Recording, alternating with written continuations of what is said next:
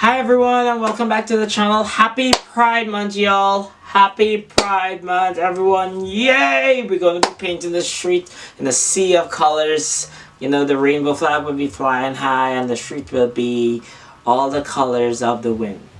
No, wait. All the colors of the rainbow. Okay, cool. I'm Ruby riding some unicorn, eating some ice creams, sprinkling of fairy dust everywhere. But yeah, happy Pride Month, y'all, and welcome back to my channel. Once again, it's your boy Zwade, and today, guys, I'm going to be talking about Pride and what.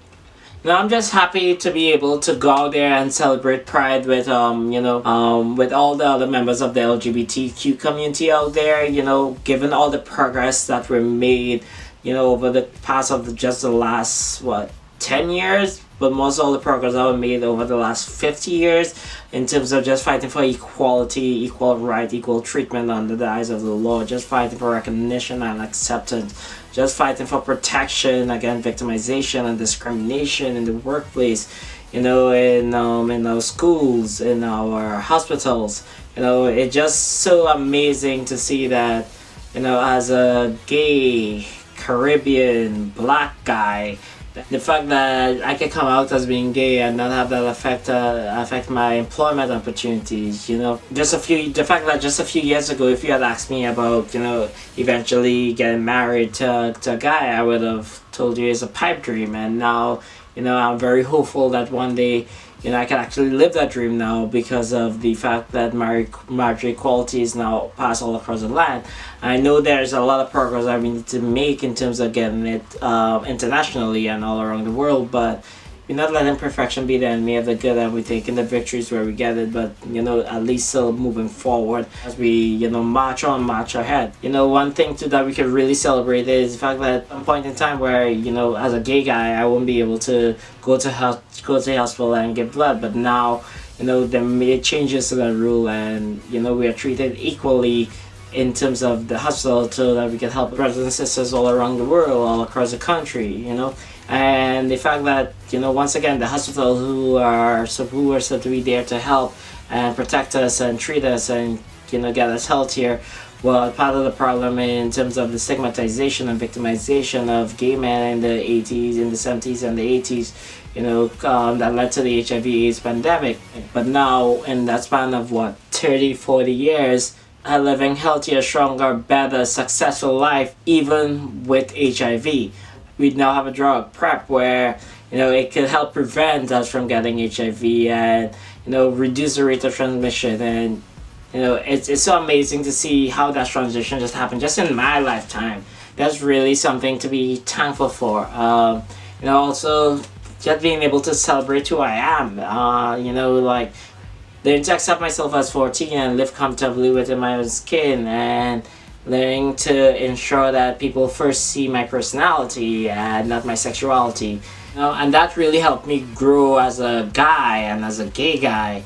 Really give me some wisdom in which I could share and help other young LGBTQ members, just learn about themselves, learn how to learn about creating their own path and charting their own way forward, and not really following in anybody else's footsteps. We made some really huge progress in this long winding road towards our fight for equality and freedom of expression, equal treatment under the law, acceptance by society, living our true life, unafraid to be who we truly are. But there's still more to be done, for a lot of us still living in the shadows, still living in the closet, still afraid to come out, because we're not fully accepted by society as yet. We're not fully equal under the eyes of the law.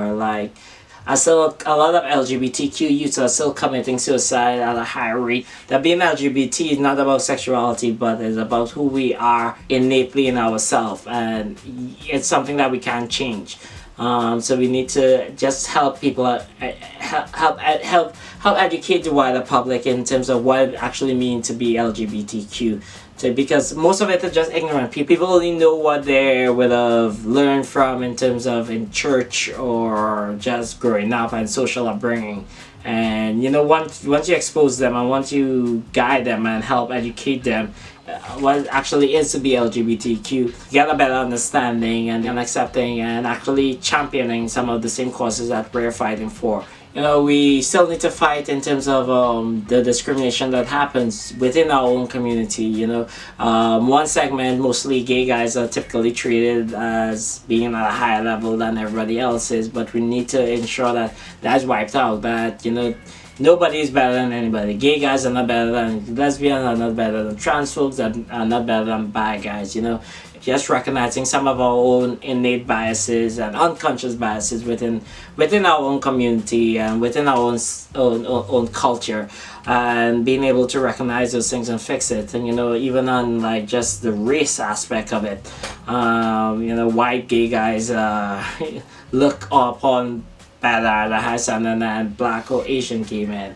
We don't want to go around treating people as we just want to have sex with you because you're exotic, but actually making people feel valued. We're also not discriminating within our community, telling people like what they shouldn't wear because there are certain size, of calling people fairies or queen or femme or stuff like that. Like some of those innate biases is one of those things that if you don't want anybody else to be saying it or doing it, we shouldn't be saying it or doing it. We need to cut it out of our culture first before we can ask someone else to cut it out of the wider culture. So just recognizing those innate ingrained biases that we have and trying to learn to fix it as we go and we celebrate the progress that we're made.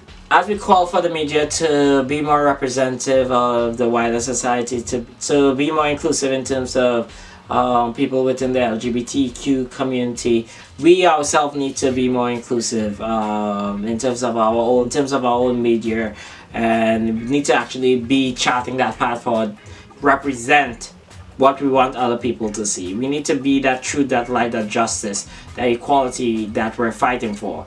And we need to show that so that other people, the wider community, can see that and can be pulling from that as we fight and we march on to. But honestly, the fight is going to get harder and harder to ensure that everyone feels safe and secure, where they can have an opportunity to come out, that they don't have to worry about being disowned or discriminated against, or being locked out or being kicked out, or being shot or killed for just being who they are. As we celebrate our success, we should really be just getting ready to fight those upcoming battles that we have coming up, to ensure that we have true equality amongst in all aspects of the word, to have real freedom to be who we are, to live our true life without this discrimination, just not in enclaves in the East Coast or the West Coast, but all across the country, all across the world, that our brothers and sisters feel safe and have that space where they can now feel comfortable to come out and be who they are as well. We're pushing the narrative forward, we're educating the wider public. I'm really looking forward to that. Okay, so this weekend I'm going to be celebrating like crazy in Boston here. You guys can look forward to that video next week. Just having a wider discussion on some of the issues that we face within the LGBTQ community as well. So look forward to those videos coming up. But guys, thanks for visiting the channel again. Remember to like and subscribe and comment in the comment section below. Let me know what you guys think about the video. Let me know what you'll be doing for Pride, or what you did for Pride so far. You can add me on Facebook, Twitter, Instagram. Remember, live your life. Viva la vida.